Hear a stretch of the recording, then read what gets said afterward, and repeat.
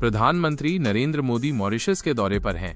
भारत और मॉरिशस के बीच आर्थिक संबंधों को और मजबूती देने के लिए प्रधानमंत्री नरेंद्र मोदी 2 दिन के आधिकारिक दौरे पर मॉरिशस गए हैं। वहां वो कई महत्वपूर्ण समझौतों पर हस्ताक्षर करेंगे।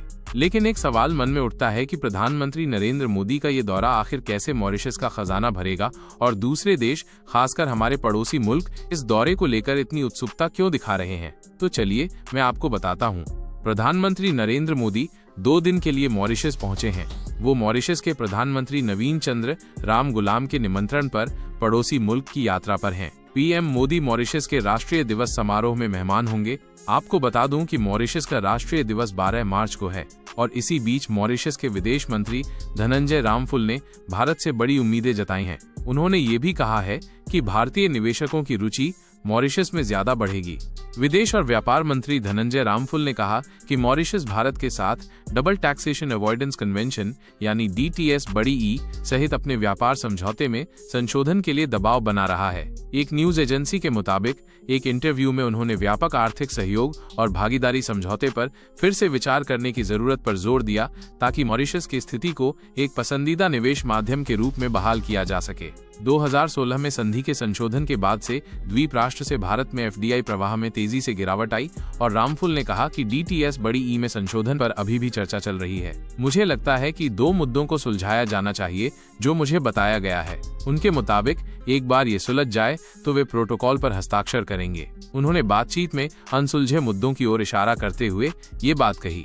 मंत्री ने घोषणा की कि वे संयुक्त समिति का दूसरा सत्र शीघ्र ही आयोजित करेंगे जिसमें CPCA और DTS बड़ी ई दोनों पर पुनर्विचार किया जाएगा, जिसका उद्देश्य व्यापार असंतुलन और कर संबंधी मुद्दों का समाधान करना है। इसके अलावा रामफूल ने कहा कि हमने भारत के साथ व्यापक मुक्त व्यापार समझौते CPCA पर हस्ताक्षर किए हैं और मॉरिशस की ओर से गिरावट आई है। हम भारत को उतना निर्यात नहीं करते। वहीं साल 2000 में मॉरिशस ने भारत में कुल 175 बिलियन अमेरिकी डॉलर का प्रत्यक्ष विदेशी निवेश किया है, जो भारत के कुल प्रत्यक्ष विदेशी निवेश का 25% है। हालांकि 2016 के संशोधन के बाद मॉरिशस से FDI 2016 और 17 में 15.72 बिलियन अमेरिकी डॉलर से गिरकर 2022 और 2023 में 6.13 बिलियन अमेरिकी डॉलर रह गया। इस गिरावट के बावजूद मॉरिशस 2022 और 2023 में भारत का तीसरा सबसे बड़ा FDI सोर्स बन गया और रामफूल ने मॉरिशस को भारतीय निवेशकों के लिए एक रणनीतिक प्रवेश द्वार के रूप में पेश किया है। उन्होंने कहा कि भारतीय निवेशकों को अफ्रीका में निवेश करने के लिए एक प्रवेश यानी एक एंट्री गेट के रूप में मॉरिशस को एक मंच के रूप में इस्तेमाल करने की जरूरत होनी चाहिए।